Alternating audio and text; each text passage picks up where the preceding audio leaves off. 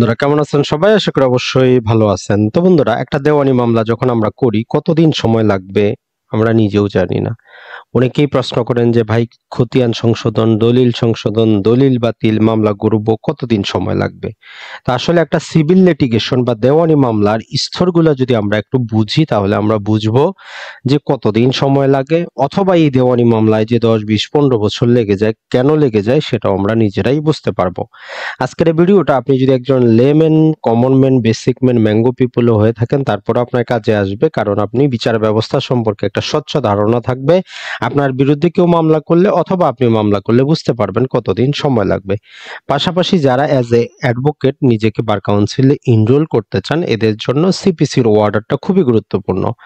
আজকের এই ভিডিওতে আমরা ওয়ার্ডারগুলো কিভাবে আপনি পড়বেন, কোন কোন ওয়ার্ডারগুলো গুরুত্বপূর্ণ, কিভাবে মনে রাখবেন সে সম্পর্কিত বিষয় আলোচনা করব। আপনি যদি অ্যাজ এ অ্যাডভোকেট নিজেকে একজন অ্যাডভোকেট হিসেবে এনরোল করতে চান, বাংলাদেশ বার কাউন্সিলের পরীক্ষা অংশগ্রহণ করতে হবে, যেখানে আপনার কি এমসিকিউ পরীক্ষা দিতে হবে, রিটেন দিতে হবে, ভাইবা দিতে হবে। তো আপনাদের জন্য কিন্তু আমাদের সাতকাহন অ্যাডভোকেসি যেই কোচিং বার কাউন্সিলের জন্য, সেটা শনি সম্বুধ সপ্তাহে 3 দিন পরিচালিত হচ্ছে। আপনারা এনি টাইম কি করতে পারেন, অ্যাডমিশন নিতে পারেন। বিস্তারিত জানার জন্য যে হোয়াটসঅ্যাপ নাম্বারটা আছে আপনি সেখানে যোগাযোগ করতে পারেন। তো বন্ধুরা, আপনি যদি সিপিসির অর্ডারগুলো যদি আপনি মনে রাখতে চান, মুখস্থ রাখতে চান, আপনি কি করতে হবে? সর্বপ্রথম আপনাকে একটা জিনিস বুঝতে হবে, জানতে হবে, মুখস্থ রাখতে হবে, ক্রিস্টাল ক্লিয়ার আপনার ধারণা থাকতে হবে, সেটা হচ্ছে দেওয়ানি মামলার স্তর। কোন স্তরের পর কোন কাজটা হচ্ছে, যেটা একজন কমন ম্যান হিসেবে আপনারও জানা প্রয়োজন। দেওয়ানি মামলা যদি আমরা বলি, সিভিল লিটিগেশন, সিভিল মামলাগুলো শুরুই হয় কি দিয়ে? আরজি দাখিল দিয়ে। এখন এই আরজি দাখিল আবার কি? সাধারণ কথায় আপনার যে বিবাদীয় যে বিষয়, আপনার যে অভিযোগ, এটা যেটা আমরা কি করি, একটা দরখাস্ত আকারে লিখি, সেটাই হচ্ছে আরজি দাখিল। তবে নর্মালি এই আরজিটা অ্যাডভোকেট সাহেব কি করেন, একটা নির্দিষ্ট ফরম্যাটে সেটার সাথে আরো আনুষঙ্গিক দলিল পত্র সহ অসংখ্য কিছু যুক্ত করে আপনি কি করে সেটা দাখিল করে। একটু পরে আমরা দেখবো কি কি থাকে আরজির সাথে। তো আরজি দাখিল করে দেয়। তো আদালতে যখন আপনি আপনার বিষয়বস্তুটা একটা লিখিত আকারে দিলেন, তো আদালত অপর পক্ষকে অবশ্যই নোটিশ করবে। অপর পক্ষ হবে জানাবে যে আপনার বিরুদ্ধে একটা মামলা হয়েছে, একটা নোটিশ পাঠাবে, যেটাকে আমরা বলতেছি সমন জারি করা হয়, মানে অপর পক্ষকে একটা নোটিশ করানো হয়। এই সমনের মধ্যে কিছু সময় দেওয়া থাকে, নরমালি 30 দিন দেওয়া থাকে। পরবর্তীতে চাইলে অ্যাপ্লিকেশন করে আরো সময় বর্ধিত করা যায় জবাব দাখিল করার জন্য। আপনি যে অভিযোগগুলা করলেন, অপর পক্ষ সেগুলো স্বীকার করবে অথবা অস্বীকার করবে, আদালতে সে লিখিতভাবে জানাবে। তাহলে আমরা যদি দেখি, একটি দেওয়ানি মামলার প্রথম যে 3টা স্তর, একটা হচ্ছে আরজি দাখিল করা। আরজি দাখিল করার পর আদালত কি করবে, অপর পক্ষকে নোটিশ করবে। নোটিশ করার পর অপর পক্ষ এসে লিখিত সে জবাব দাখিল করবে যে সে কি বলতে চায়। কারণ আরেকজনের কথা না শুনে তো আর আপনাকে কি করবে না আদালত, নরমালি আপনাকে কোনো প্রতিকার দিবে না। তাহলে এই 3টা আমরা পেলাম। তারপরে আদালত যেটা বলতেছে সেটা হচ্ছে যে ভাই, অযথা আদালতে এসে কোর্ট ফি দিয়ে কেন সময় নষ্ট করবেন? তার চাইতে ভালো আপনারা নিজেরাই সমাধান করে নেন, সালিশের মাধ্যমে সমাধান করেন, মধ্যস্থতা করে দেন, আমি ব্যবস্থা করে দিচ্ছি। তো এই জন্য বর্তমানে অল্টারনেটিভ ডিসপিউট রেজুলেশন বলে একটা অপশন আছে সিপিসিতে, যে আপনি যখনই আরজি দাখিল করলেন, সমন জারি হইল, লিখিত জবাব আসলো, তারপরে বিচারক কি করবেন, শেল বলা হচ্ছে যে বিচারক মধ্যস্থতা ট্রাই করবেন, আপনাদেরকে বলবেন যে আপনারা মধ্যস্থতা করেন, সালিশে যান, আরবিট্রেশনে যান, যাবতীয় নিয়ম কানুন আছে। তো এখন আপনারা যদি সালিশে যদি না যান বা আপনাদের মধ্যে যদি সালিশ না হয়, মধ্যস্থতা যদি না হয়, তারপরে এইবার আবার বিচারক বলবে যে আসেন শুনি আপনার দাবিটা কি, উনি কি বলতেছে। এখন দেখেন, নরমালি আপনি দাবি করলেন যে কি আপনাদের মধ্যে একটা চুক্তি ছিল, এই চুক্তির ফলে কি হইলো, 5 লক্ষ টাকা আপনি তাকে দিয়েছেন, সে কি করছে, আপনাকে মাত্র 2 লক্ষ টাকা দিছে, 3 লক্ষ টাকা পাবেন। এখন অপর পক্ষ বলতেছে যে চুক্তি হইছে, 5 লাখ টাকা আমি নিছি, 2 লাখ না, আমি টাকা 4 লাখ পরিশোধ করছি। তাহলে এখানে ইস্যু গঠন কোনটা হবে? চুক্তি হয়েছে কি হয় নাই এটা ইস্যু গঠনের বিষয় না। 5 লাখ টাকা, যে এই যে 5 লাখ টাকা আপনার যে আপনি তাকে দিচ্ছেন, এটাও অস্বীকার করে নিছে, এটাও ইস্যু গঠন না। ইস্যু গঠন হচ্ছে টাকা কি 2 লাখ পরিশোধ হয়েছে, না টাকা 4 লাখ পরিশোধ হয়েছে, এই রকম ইস্যু গঠন হয়। যেমন যে বিষয়ে আপনি মামলাটা করছেন, এটা কি তামা দিতে বাড়িত কিনা, অর্থাৎ যে নির্দিষ্ট সময়সীমার বাইরে এসেছেন কিনা, পক্ষদোষে দুষ্ট কিনা, মামলাটা এই আকৃতি এই প্রকৃতিতে চলতে পারে কিনা, কিছু পাইকারি হারে সেখানে কিছু ইস্যু গঠন করা হয়, যেগুলোর উপর ভিত্তি করে আদালত কি করবে, উভয় পক্ষের কথা শুনে শুনানি করে রায়টা দিবে। তাহলে আপনি প্রথমেই দেওয়ানি মামলা 3টা স্তর কিন্তু দেখতেছেন। কি হইলো, আরজি দাখিল করলেন, অপর পক্ষের কাছে নোটিশ দেওয়া হইলো, অপর পক্ষ এসে লিখিত জবাব দাখিল করলো, আদালত বলল যে সমঝোতায় যান। আপনারা সমঝোতায় গেলেন না, আদালত বলল আচ্ছা শুনি আপনাদের যেই সমস্যাটা কোথায়, মূল সমস্যা কই, ইস্যুটা কি, বিচার্য বিষয়টা কি। তো আমরা তখন বিচার্য বিষয় গঠিত হয়। তো বিচার্য বিষয় গঠিত হওয়ার পরে 6 নাম্বার যদি ধাপ আমরা বলি, সেটা হচ্ছে যে ডিসকভারি অ্যান্ড ইন্সপেকশন, আবিষ্কার বা নিরীক্ষণ বা 30 ধারার তদবির আমরা বলি। সেটা হচ্ছে যে আদালত কি করতে পারে, এই আপনার আরজি, অপর পক্ষের যে লিখিত জবাব, এইগুলো পড়ে এইগুলোর মধ্যে কিছু দলিল উল্লেখ করা থাকতে পারে যেটা আপনি অ্যাটাচ করেন নাই, বলতে পারে দলিলটা নিয়ে আসেন। এই আপনাদের যাবতীয় কিছু দেখার পর আদালত বলল এই জিনিসটা উপস্থাপন করেন। আদালত নিজে থেকে বলতে পারে, কোনো পক্ষ কি করতে পারে, লিখিত আকারে আদালতকে বলতে পারে যে স্যার ওনাকে বলেন এই জিনিসটা দাখিল করার জন্য। তার মানে ইস্যু গঠনের পরেও একটা অপশন থেকে যে আপনি কি করতে পারেন, বিভিন্ন রকম জিনিস অপর পক্ষের কাছে দাবি করতে পারেন, আদালত আপনার কাছে দাবি করতে পারে। বিষয়টা এমন না যে এই পর্যায়ে শুধু করতে পারবেন, মামলার যে কোনো পর্যায়ে করতে পারবেন, তবে বিচারকের অনুমতি সাপেক্ষে। তো যখন এই পর্যন্ত হয়ে গেল, তারপর শুনানির জন্য একটা তারিখ নির্ধারণ, যাকে বলা হচ্ছে সেটেলিং ডেট, যে কবে থেকে বিচারটা শুরু হবে, ট্রায়ালটা কবে থেকে শুরু হবে, তার মানে শুনানির তারিখ নির্ধারণ।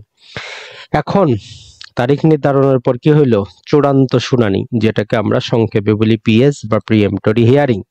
এই চূড়ান্ত শুনানিতেই আপনার কি হয়, সব কার্যক্রম হয়, যে যারা সাক্ষী আছেন তাদের সাক্ষ্য গ্রহণ করা হয়, দলিল সবকিছু দেখা হয়, যাবতীয় কথা শোনা হয়, আপনার পক্ষের আইনজীবী ওনার পক্ষের আইনজীবী জেরা করেন, দুইজনকে সবকিছু যত কিছু প্রয়োজন, আদালতের মূল কার্যক্রম যদি আমরা বলি চূড়ান্ত শুনানি।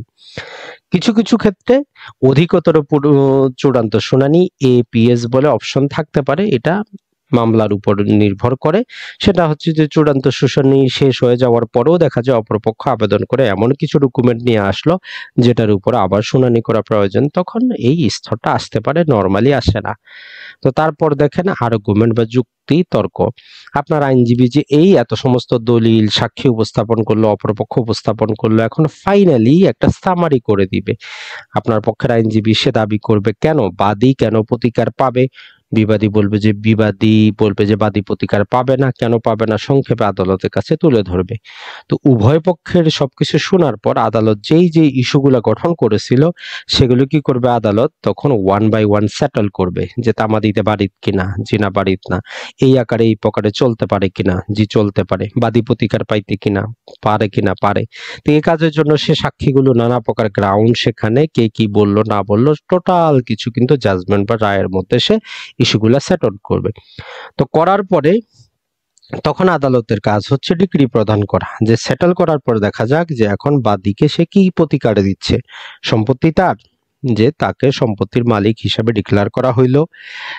যেমন আমরা এখানে টাকার কথা বলেছিলাম যে 5 লাখ টাকা, ক্ষেত্রে 3 লাখ দেওয়া হয়েছে না 2 লাখ না 4 লাখ, তো সেখানে আদালত দেখলো যে টাকা দেওয়া হয়েছে 2 লাখ, বলে দিল যে 3 লাখ টাকা সে পাওয়ার হকদার, তার মানে ডিক্রি দিয়ে দিল। তো ডিক্রি দেওয়ার পরে নর্মালি বলা থাকে যে টাকাগুলো পরিশোধ করে দেওয়ার জন্য। এখন নর্মালি মানুষ তো করবে না, তো এই জন্য এক্সিকিউশন বা ডিক্রি জারি বলে আরেকটা আমরা কি পাচ্ছি, অপশন পাচ্ছি। টোটাল এই আপনি যদি অর্ডার গুলা বুঝতে চান, টোটালি 12টা জিনিস সম্পর্কে আপনার একদম স্বচ্ছ ধারণা থাকবে।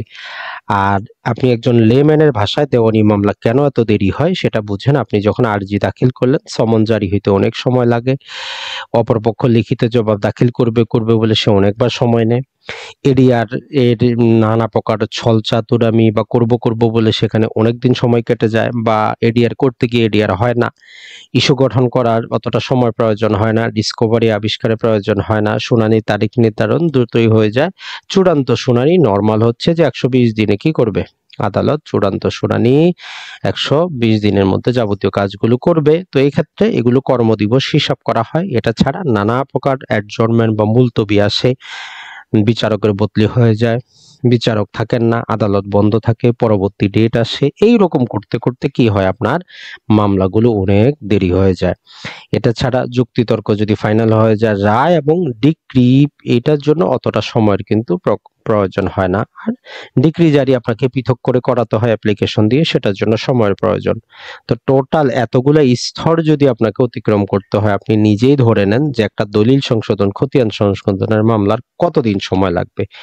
আশা করি কিন্তু আপনি কিছুটা হইলেও বুঝতে পারছেন যে তাহলে এতক্ষণে যে একটা দেওয়ানি মামলায় এত সময় লাগে কেন। অ্যাজ এ অ্যাডভোকেট হিসেবে এনরোল করার জন্য আপনার এই স্তরগুলো আপনার একদম কি থাকতে হবে, স্বচ্ছ ক্রিস্টাল ক্লিয়ার ধারণা থাকতে হবে।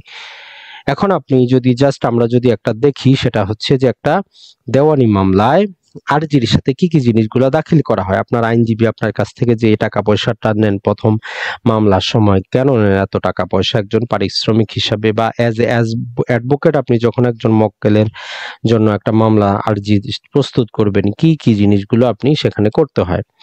সর্বপ্রথম যেটা, মূল আরজিটা আপনাকে প্রস্তুত করতে হয়। বাদীর কথা শুনে তার দলিলপত্র, বিবাদীর নাম ঠিকানা যাবতীয় কিছু দিয়ে ফরম্যাট অনুযায়ী মূল আরজি আপনাকে প্রস্তুত করতে হয়, যে এই আদালতে মামলা করবেন, এই হচ্ছে বাদী, এই হচ্ছে বিবাদী, মামলার ভ্যালুয়েশন এত, সত্যপাঠ সহ অসংখ্য কিছু, যেগুলো অর্ডারের মধ্যে বর্ণনা করা আছে। একটা ওকালতনামা এর সাথে সংযুক্ত করতে হয়, যেখানে 30 টাকার কোর্ট ফি লাগাতে হয়। এটা ছাড়া আপনার কিছু প্রসেস ফি এর জন্য রাখতে হয়। প্রসেস ফি কেন? প্রসেস ফিটা হচ্ছে যে আদালতে আমরা যদি বলি, একটা হচ্ছে কোর্ট ফি, একটা হচ্ছে প্রসেস ফি। এখন কোর্ট ফি তো আপনি মামলার সাথে দাখিল করেন, কিন্তু অনেক ক্ষেত্রে যখন আপনি সমন ইস্যু করাবেন, এই সমন ইস্যু করার জন্য আপনার যে কোর্ট ফিটা দিচ্ছেন, সমন ইস্যু করার জন্য যে টাকা পয়সাটা দেওয়া হচ্ছে, এইটা হচ্ছে আপনার প্রসেস ফি। অর্থাৎ একটা কার্যধারাকে কি করার জন্য, কার্যধারার জন্য যেই ফিটা, সেটাই প্রসেস ফি। আপনি কমিশন ইস্যু করাবেন, সেখানে প্রসেস ফি দিতে হচ্ছে। ফেরিস্তি ফর্ম বলতে পারেন, এটা একটা ইন্ডেক্সের মতো। আপনি কি কি কাগজগুলো জমা দিচ্ছেন, মূল কাগজ জমা দিলে একটা ফেরিস্তি দিবেন, ফটোকপি জমা দিলে পৃথক একটা ফেরিস্তি দিবেন। এখন আপনি কতজন বিবাদী, তাদের প্রতি কি সমন আপনি কি করবেন, তাদেরকে সমন, তাদের জন্য আপনাকে কি করতে হবে, প্রস্তুত করতে হবে, নোটিশগুলো প্রস্তুত করতে হবে। আপনি যে আরজিটা দাখিল করতেছেন, আরজিটার ফটোকপি করে যতজন বিবাদী তত কপি করতে হবে, আদালতের জন্য 1 কপি। 3 জন বিবাদী হইলে 4 কপি সাবমিট করতে হবে। 3 জনের কাছে যাবে, একটা আপনার বিবাদী আদালতের কাছে থাকবে। এটা ছাড়া ডাক বিভাগে প্রেরণের জন্য এডি সহ আপনাকে খামটা যুক্ত করে দিতে হবে। আপনি যদি আরজির সাথে নিষেধাজ্ঞা চান, আরজির সাথে আরো নানা প্রকার টাকা পয়সা পরে পরিশোধ করতে চান, কিস্তিতে পরিশোধ করতে চান, ইনলাজমেন্ট চান, ইন্টিরাম রিলিফ হিসাবে ইনজাংশন চান, সেই দরখাস্তটা ইনক্লুড করতে হবে। কোর্ট ফিটা আপনাকে সেখানে কি করতে হবে, সাবমিট করে দিতে হবে। এটা ছাড়া আপনি যে আরজিটা প্রস্তুত করলেন, প্রতি পাতায় পাতায় কি করতে হবে, সেখানে আপনার আরজি এবং ওকালতনামায় আপনার বাদীর স্বাক্ষর থাকবে। এটা ছাড়া সত্যপাঠে বাদীর যেই স্বাক্ষর থাকবে, বর্তমানে আইডি কার্ড সংযুক্ত, বাধ্যতামূলক আইডি কার্ড লাগবে। এটা ছাড়া 300 টাকার বেশি কোর্ট ফি হলে চালানের মাধ্যমে আপনাকে জমা করতে হবে। তাহলে দেখেন, এই কাজগুলো যদিও এই যে মূল আরজিটা সিনিয়র প্রস্তুত করে দেয়, বাকিগুলো আইনজীবীর অধীনে যারা কাজ করেন তারাই করেন, কিন্তু অনেক কাজ করে একটা দেওয়ানি লিটিগেশন, দেওয়ানি মামলা, সিভিল স্যুট দাখিল করতে হয়। এখন এই দাখিলের যদি আমরা বলি, মোটামুটি নিয়ম হচ্ছে যে প্রপার অফিসার বলতে সেরেস্তাদারকেই বোঝায়, তার কাছে দাখিল করা হয়। উনি সেটাতে স্বাক্ষর করে কি করেন, ফেরত দেন। তো আপনি তখন এজলাসে পিয়নের কাছে চলে যান, যে এজলাসে বিচার হয়। কোর্ট ফি গুলোকে উনি ছিদ্র করে দেন, তারপরে হচ্ছে আরজিতে উনি একটা সিল লাগিয়ে দেন। আবার আপনি চলে যান সেরেস্তাদারের কাছে, তখন কি করা হয়, এটা স্যুট রেজিস্টারে লিখে রাখতে হয়। সিবিসিতে বলা আছে একটা রেজিস্টার থাকবে, স্যুট রেজিস্টার, সেখানে মামলা নাম্বার পড়বে, তখন আপনার একটা স্যুট দাখিল হইলো, সেখানে পরবর্তী তারিখ, আপনার পরবর্তী কার্যক্রমের জন্য তারিখ নির্ধারিত